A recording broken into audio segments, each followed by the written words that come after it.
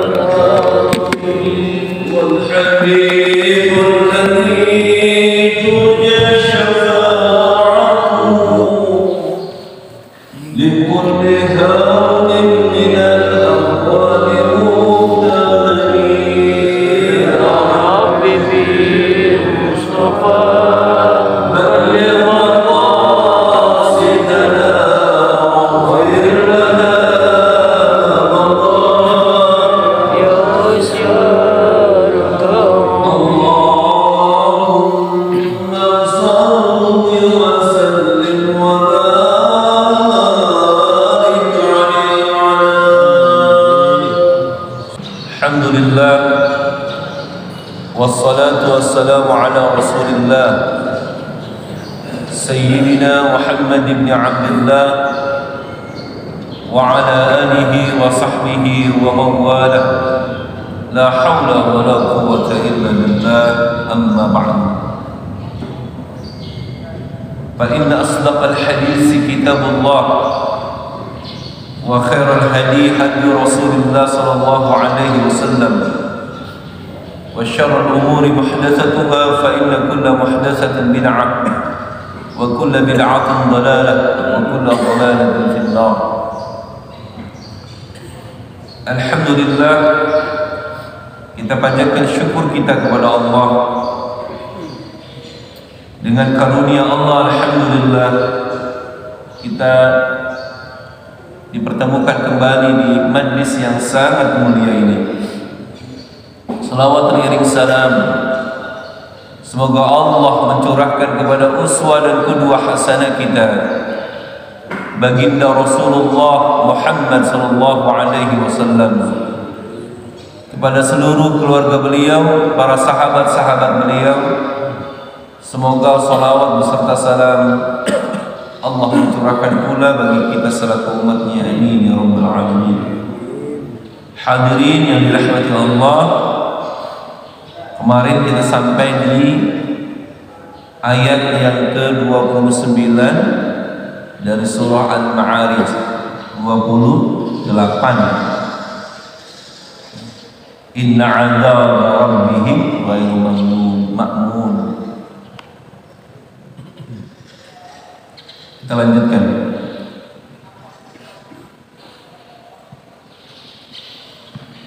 A'udzu billahi minasy syaithanir rajim.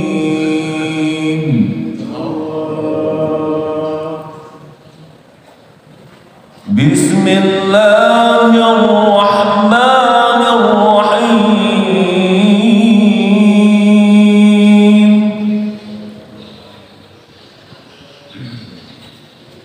وَالَّذِينَ هُمْ لِفُرُوجِهِمْ حَافِظُونَ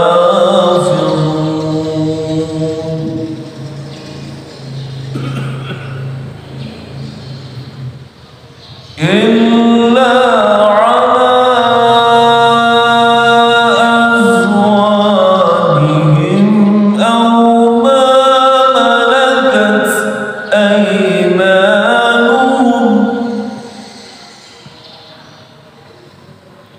أَوْ مَا مَلَكَتْ أَيْمَانُهُمْ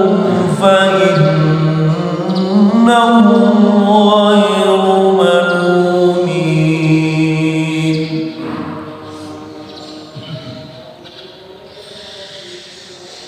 فمن ابتغى وراء ذلك فأولئك هم العادون.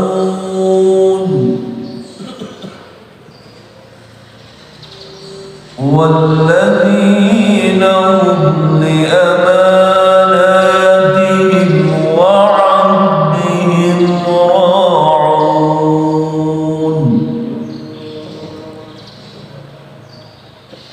والذين هم بشهاداتهم قائمون.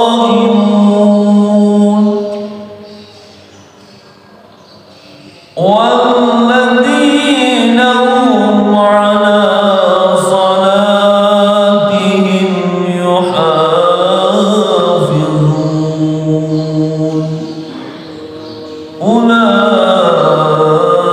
أولئك في جنات مكرمون. صدق الله العظيم.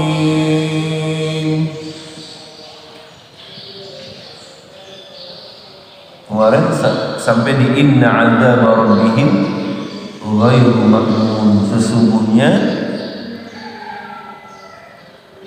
terhadap azab Tuhan mereka, azab Allah, ghairu ma'mun, tidak ada yang bisa merasa aman. Jadi kalau Allah sudah menurunkan azabnya, tidak ada satupun makhluk yang merasa aman.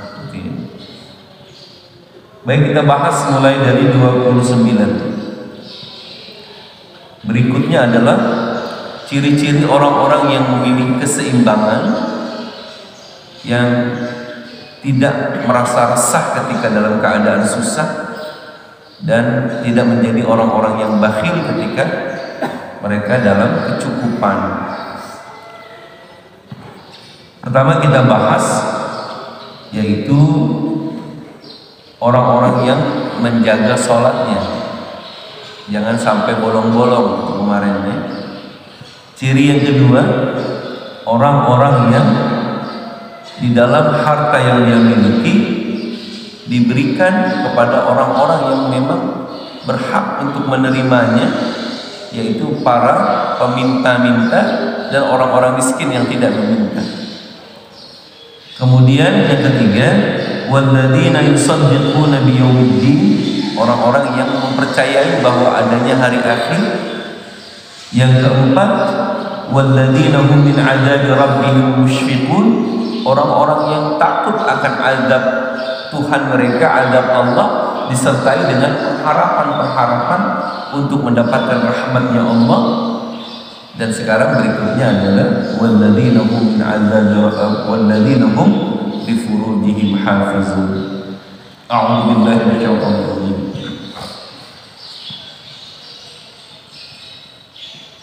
Walladzina hum li furujihim hafizun,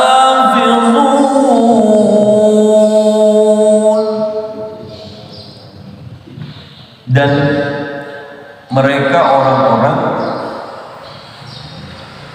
li furujihim, terhadap kemaluannya, hafizun, memelihara.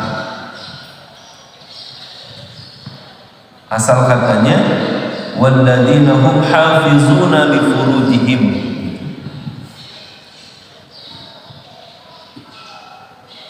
mereka orang-orang yang dapat menjaga kehormatannya. Hadirin yang dirahmati Allah, dalam bahasa Arab ada istilah bagi laki-laki itu, penyebutan alat vitalnya itu, kemaluannya dengan zakar. Zakar secara utuh namanya zakar, penis ya. Tapi ada juga namanya khasyafah. Khasyafah itu helmnya. Helm itu namanya khasyafah. Kalau secara utuh itu namanya zakar. Untuk penyebutan bagi perempuan itu farjun, furuj. Vagina itu bahasa Arabnya faraj. Makanya ada doa, farj'anni farjan ajilan, ya Allah berikan kepada aku kelonggaran gitu, berikan aku lubang jalan. Faraj itu artinya lubang, ada jalan. Nah, di sini yang ingin saya sampaikan adalah alladzina itu isim mausul yang peruntukannya buat mudzakkar, buat laki-laki. Gitu. Seharusnya redaksinya begini, walladzina hum lidzakarihim, gitu kan? Karena buat laki-laki, dan mereka orang-orang yang menjaga zakarnya, kemaluannya. Tetapi di sini disebutkan kemaluan perempuan, padahal khitabnya buat laki-laki. Kenapa begitu?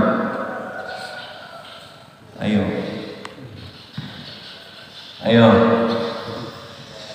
ya kan? Seharusnya walladzina hum lidzukur, zakarnya, bukan li furuj. Karena kalau farjun itu kemaluan perempuan, bukan kemaluan laki-laki. Tetapi khitabnya buat laki-laki.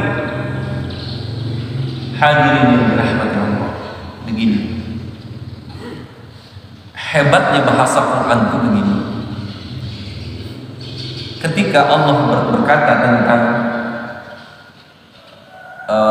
pembunuhan, pencurian, itu diawali dari laki-laki dulu. Misalkan asyariku wasyariqat, pencuri laki-laki dan pencuri perempuan. Tapi ketika Allah berbicara mengenai perzinahan, az-zaniyatu waz-zaniyat, pezinah perempuan dan pezinah laki-laki. Kenapa begitu? Oh, sebab begini. Mohon maaf, walaupun nggak selamanya begitu. Kriminal itu perbuatan kriminal lebih banyak didominasi oleh kaum laki-laki yang menodong, yang mencuri, yang merampok, membegal. Itu kebanyakan laki-laki dibanding perempuan. Meskipun perempuan juga ada yang begal. Aku telah dibegal. Apanya yang dibegal? Hatiku. Jadi ketika Allah Subhanahu wa taala berbicara mengenai perzinahan, Allah lebih dulu menyebut pezinah perempuan, baru pezinah laki-laki. Az-zaniyatu waz-zani, pezinah perempuan, baru pezinah laki-laki. Kenapa begitu? Karena penyebab banyaknya perzinahan itu yang mengundang adalah perempuan. Kenapa? Perempuan itu indah. Kalau ada bapak-bapak yang keluar rumah, dia pakai celana sempak, dia keliling-keliling, bapak ngelihatnya nafsu apa geli? Ada orang laki-laki seksi cuma pakai daleman aja, nggak pakai apa-apa, dia keliling-keliling. Bapak bilang apa tuh?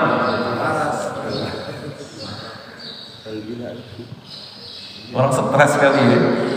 Nafsu nggak kira-kira? Geli ngeliatnya kan? Tapi kalau yang perempuan, yang begitu perempuan dia keliling-keliling gimana kira-kira? Hah? Aduh, yang benar. Yang keluar perempuan, cakep, mulus, bersih, dia pakai sempak doang keliling-keliling gitu. Nafsu nggak kira-kira? Seneng nggak kira-kira? Nah, dengan sebab itulah maka Quran lebih condong bahwa perempuan itu punya daya tarik yang lebih kuat untuk mengundang perzinahan, gitu. Nah, makanya banyak pesan-pesan Quran dan pesan-pesan Rasulullah terhadap perempuan ini. Karena laqad zuyyina lin-nasi hubbus syahawati minan nisa. Laki-laki itu dihiasi senang banget dengan perempuan. Nah, makanya di sini penyebutan kata faraj bukan kata dukur, orang-orang yang menjaga farajnya. Karena apa? Yang dimaksud menjaga farajnya itu adalah menjaga kemaluannya, jangan sampai kemaluannya itu, penisnya itu, ya, digunakan pada tempat yang haram. Penyebutan faraj itu jadi karena memang sumber perzinahan itu banyaknya dari perempuan karena daya tariknya gitu. Jadi jangan sampai kaum laki-laki itu menggunakan kemaluannya itu dengan sembarangan gitu, dengan pada tempat-tempat yang diharamkan misalnya seperti itu.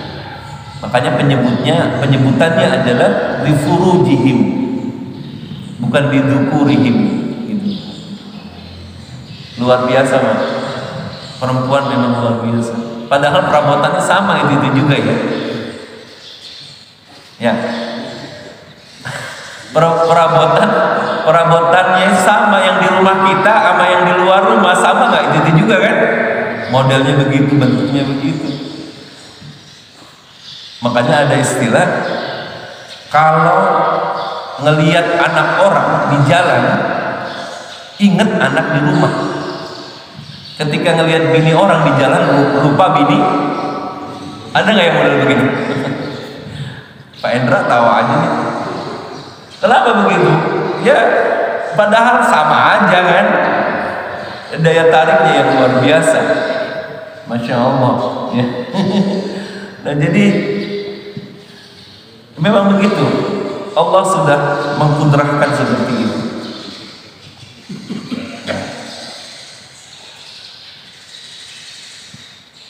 Jadi orang-orang yang tidak pernah resah itu adalah mereka orang-orang yang mampu menjaga kemaluannya.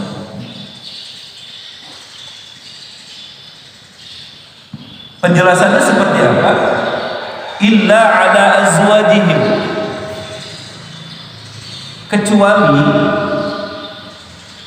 terhadap istri-istri mereka. Istri apa istri-istri? Di sini istri-istri. Kecuali atas istri-istri karena mereka gitu. Jadi istri-istri. Jadi orang-orang yang dipelihara betul keseimbangannya oleh Allah, mereka yang mampu menjaga kehormatannya, kemaluannya,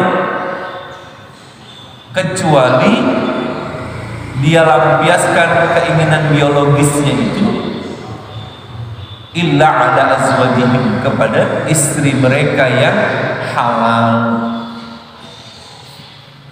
dengan jalur pernikahan. Yang nikah itu ada rukun-rukunnya, ada saksi, 2 orang saksi, ada wali, ada mas kawin, ada ijab, ada qabul, ada 2 calon pengantin yang diikat dalam ikatan agama dengan perkawinan yang sah menurut agama atau negara. Inilah yang dibolehkan. Jadi jangan sampai dia ngayap kemana-mana, jangan sampai dia keluyuran kemana-mana. Yang boleh itu hanya kepada istrinya. Nah makanya memang kudrahnya laki-laki itu senang sama perempuan cakep. Rasulullah ngajarin, kalau kita di jalan ngelihat perempuan yang lebih cantik dari bini kita, gimana caranya? Segera pulang. Ingat istri yang di rumah. Jangan dibalik. Ntar pas tidur bareng sama istri yang dibayangin orang yang dilihat tadi. Istrinya ditutupin kalung goni gitu mukanya. Masya Allah. Nah jadi orang-orang yang menjaga kehormatannya, kecuali dia lakukan itu hanya kepada istrinya. Aw ma malakat aymanuhum, atau dilampiaskan biologisnya itu kepada para budak-budak perempuan mereka. Nah sekarang sudah nggak ada. Meskipun ada orang yang mengatakan pembantu itu budak, nggak ada. Perbudakan sudah tidak ada sekarang. Jadi nggak berlaku lagi hukum ini, gitu. Fa innahum ghairu malumin, maka sesungguhnya mereka itu tidaklah tercela. Ini nggak apa-apa kalau sama istri mah. Sekarang bagaimana hukum ini? Kalau kita belajar ilmu tasawuf, kan ada pertanyaan, bagaimana sih kalau suami istri itu ketika berhubungan badan boleh nggak sih tanpa sahlai benar? Boleh ya, sahlai benang di sini gitu. Boleh nggak sih suami istri ketika melakukan hubungan badan itu dia dalam keadaan bugil? Bapak-bapak gimana nih? Istri nggak pakai apa-apa, kita nggak pakai apa-apa, boleh nggak betul? Boleh Pak, boleh aja. Adapun yang tidak membolehkan itu hadis-hadisnya dhaif. Janganlah kau sama seperti himar gitu, keledai yang bugil seperti itu. Jadi disuruh tutup-tutupin. Kalau kita baca apa namanya Uqudul Jain, itu memang ada etika-etikanya. Bahkan ketika perempuan itu nanti boleh dikasih tahu istrinya, seorang istri itu mandi saja itu nggak boleh telanjang bugil begitu, Pak. Harus pakai daleman, minimal celana dalam. Walaupun dia di kamar mandi sendirian. Kalau kita baca di dalam kitab Uqudul Jain kan begitu diajarin, perempuan mandi saja. Karena kan ada makhluk-makhluk Allah yang dia bisa lihat, kita nggak bisa lihat gitu. Sampai begitu. Makanya ada yang mengajarkan ketika berhubungan badan pun itu nggak boleh katanya sama seperti himar gitu, nggak pakai apa-apa. Tetapi pada dasar hukumnya ya boleh, orang halal gitu. Tapi bapak-bapak seringannya bagaimana emang pada di rumah?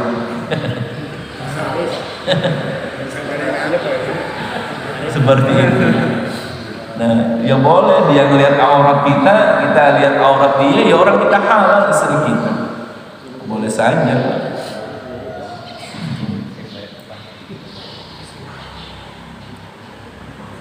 Jadi kalau kita belajar ilmu terus selesai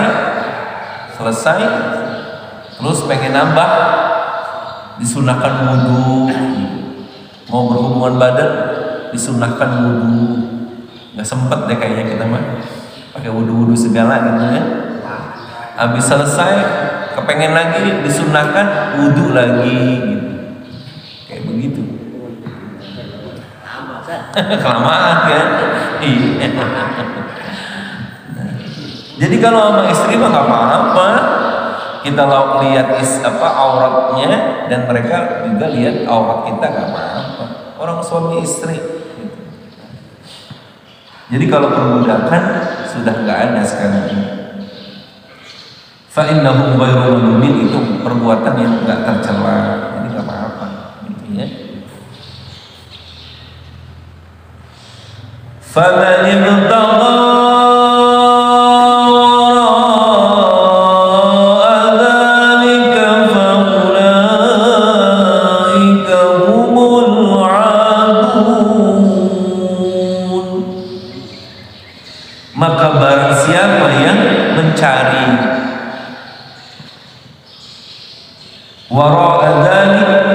selain jalan itu. Artinya gimana? Kalau ada orang laki-laki atau seorang perempuan yang menempuh jalan lain, menyalurkan kebutuhan biologisnya kepada yang bukan tempat yang halal, kepada istrinya atau kepada budak-budaknya dulu, sekarang sudah ada.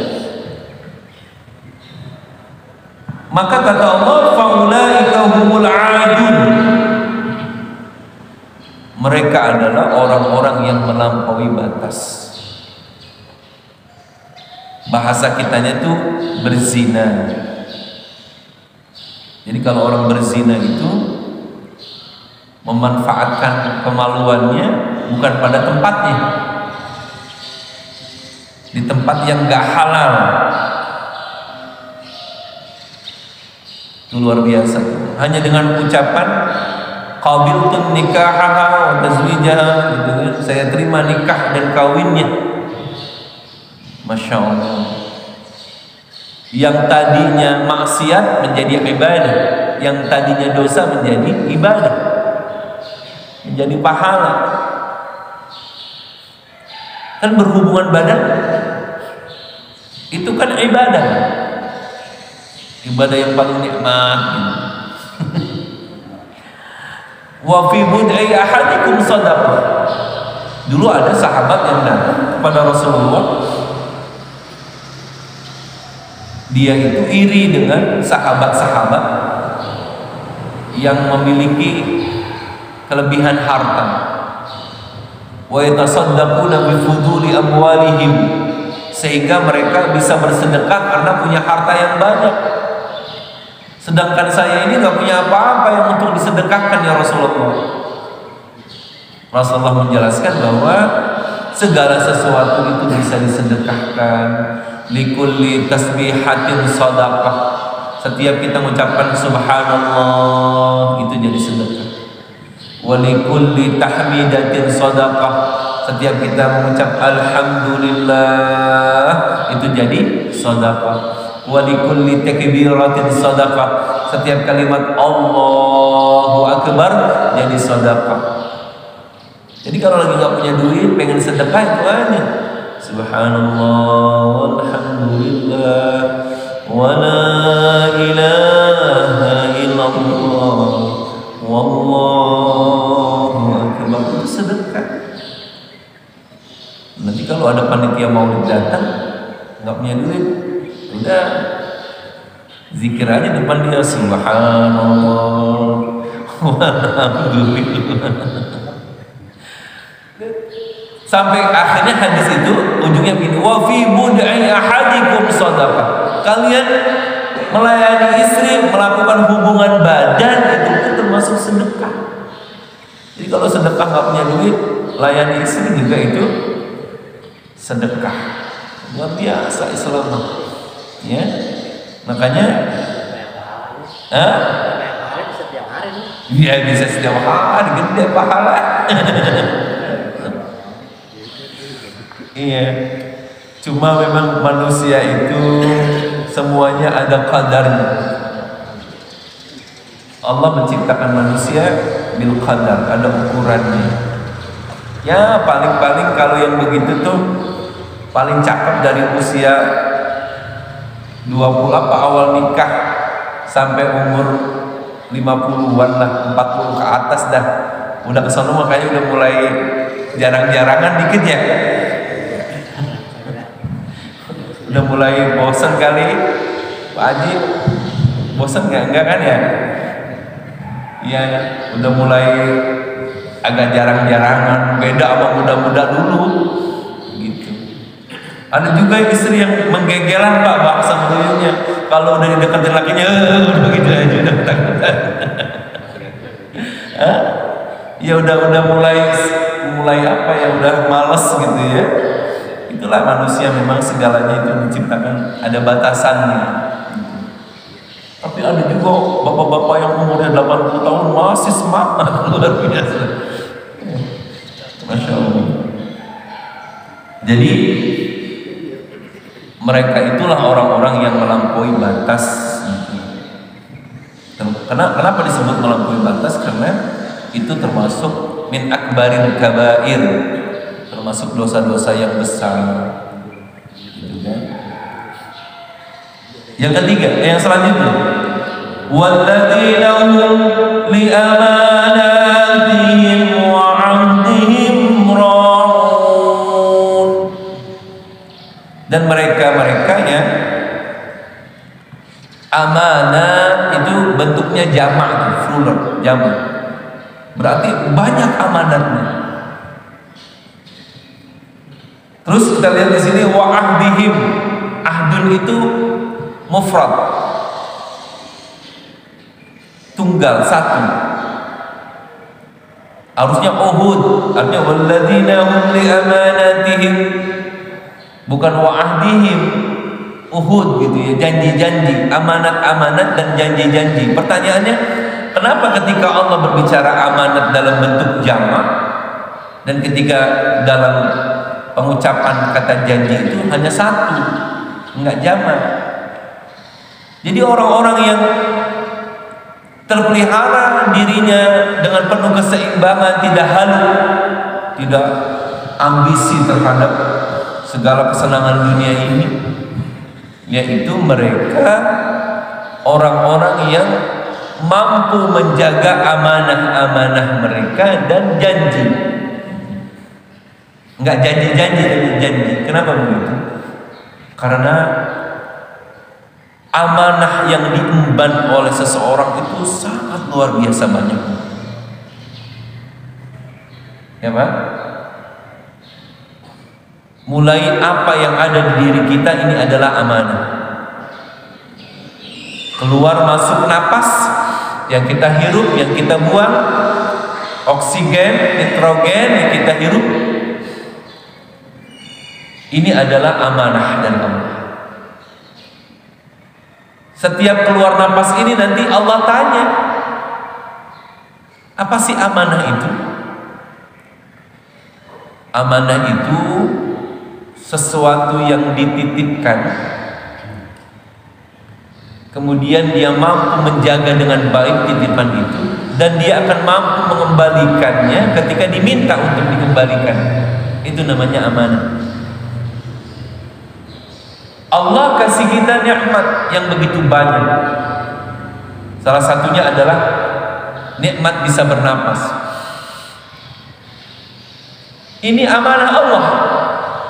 Makanya Allah menyebutnya amanat, karena begitu banyak amanah yang Allah titipkan kepada kita. Termasuk keluar napas ini nanti Allah tanyakan, umur yang Allah berikan juga ini amanah, yang nanti juga ditanya oleh Allah. Wa fi umrihi wa an umrihi fi ma'afnah, tentang umur seseorang nanti ditanya oleh Allah, kau habiskan untuk apa umurmu itu? Semua amanah. Wastahdaltum furujahunna bi amanatillah, kau halalkan farj, kemaluan istrimu itu dengan kalimat Allah. Itu merupakan amanah dari Allah. Makanya wa'aufu bil ahdi, penuhilah janji-janjimu. Innal ahda kana mas'ula, sesungguhnya janji itu akan ditanya oleh Allah. Ketika ada sigat ta'liq yang kita baca, istri merupakan amanah Allah, titipan Allah. Berarti tadi yang harus kita pelihara, kita jaga, dan nanti ditanya oleh Allah. Anak-anak kita juga, kata Allah, innama amwalukum wa auladukum fitnah, hartamu, anakmu itu menjadi ujian bagimu.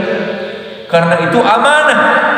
Mampu nggak kalian menjalani amanah itu dengan baik? Allah titipkan kita anak-anak untuk kita didik. Nanti ditanya oleh Allah, menjadi salah satu bagian dari hisab tentang anak-anak kita. Kita didik nggak? Kita kenalin agama nggak? Itu nanti akan ditanya oleh Allah. Jadi amanah yang kita emban ini cukup banyak, luar biasa banyaknya. Amanah anak, amanah istri, amanah harta. Nanti akan ditanya oleh Allah, kamu dapat dari mana itu harta? Ditanya oleh Allah, karena dia amanah. Dan kemudian kau habiskan untuk apa hartamu itu? Itu juga nanti akan ditanya oleh Allah, karena itu amanah. Makanya Allah mengatakan li amanatihim, karena banyak amanah-amanah yang kita emban. Maka dalam satu hadis, kullukum ra'in, setiap kamu adalah pemimpin, dan setiap pemimpin itu akan ditanya tentang kepemimpinannya.